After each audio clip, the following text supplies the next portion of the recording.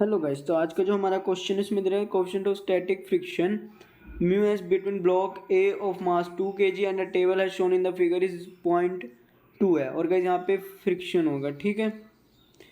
What would be the maximum mass value of block B so that the two block do not move the string and the pulley are assume to be a smooth and massless. और यहाँ पे guys हमें ये एक diagram दे रखा है और यहाँ पे हमें 4 ऑप्शन दे रखा है। तो गाइस ये क्वेश्चन सिर्फ देखने में बड़ा लग रहा है, छोटा बहुत क्वेश्चन बहुत छोटा है, ठीक है। तो गाइस यहाँ पे जो हमारा सबसे पहला टारगेट होगा वो होगा कि हमें फाइंड आउट करना है कि जो ये फ्रिक्शनल फोर्स है ये मैक्सिमम कितनी फोर्स प्रोवाइड कर सकती है, ठीक है। तो अब हम इसको कैलकुलेट करेंगे। तो गाइस हमें पता है कि यहाँ पे अब हमें लिमिटिंग फ्रिक्शन की वैल्यू चाहिए जो कि होती है स्टैटिक फ्रिक्शन की मैक्सिमम वैल्यू।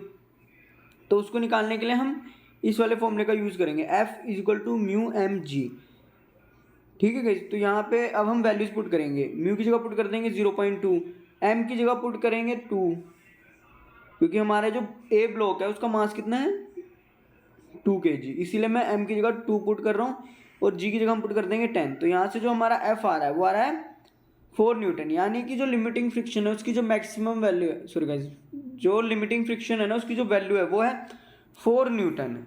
तो गाइस अब मुझे पता है कि जो स्ट्रिंग होगी, यानी कि ये वाली जो स्ट्रिंग है इस पे जो फोर्स होनी चाहिए वो होनी चाहिए 4 न्यूटन। तभी जो मेरी फ्रिक्शनल फोर्स होगी, जब ये ब्लॉक इधर को मूव करना चाहेगा तो फ्रिक्शनल फोर्स हमारी इस डायरेक्शन में लगेगी, ठीक है। और कितनी लगेगी 4 न्यूटन, ठीक है। और इस वाली डायरेक्शन में कितनी फोर्स लग रही होगी 4 न्यूटन की, यानी कि जो स्ट्रिंग में फोर्स होगी वो कितनी होगी 4 न्यूटन की, ठीक है। और इस ब्लॉक पे यहाँ पे गए स्ट्रिंग में भी ये जो टी होगा ये कितना होगा 4 न्यूटन, ठीक है। और जो ये 4 न्यूटन होगा मेरा ये किसके इक्वल होना चाहिए, जो बी ब्लॉक है ना इसके वेट के इक्वल होना चाहिए एम जी के, ठीक है। तो यहाँ से मैं लिख सकता हूँ कि जो ये टी है, जो कि गाइस आपको पता है कि 4 न्यूटन के इक्वल है, लेकिन अभी रुकना, जो टी है वो हमारा किसके इक्वल होना चाहिए एम जी के इक्वल है। और यहाँ पे जो ये एम है ये ब्लॉक बी का मास है, ठीक है। तो अब हमें पता है कि जो हमारा टी होना चाहिए किसके इक्वल होना चाहिए 4 के न्यूटन के इक्वल, इसलिए मैं यहाँ टी की जगह 4 रख देता हूँ।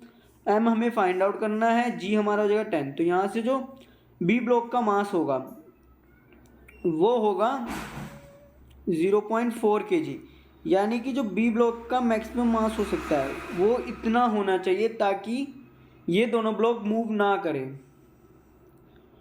ठीक है। तो इस हिसाब से इस क्वेश्चन के लिए जो सही ऑप्शन होगा वो होगा ऑप्शन नंबर 4।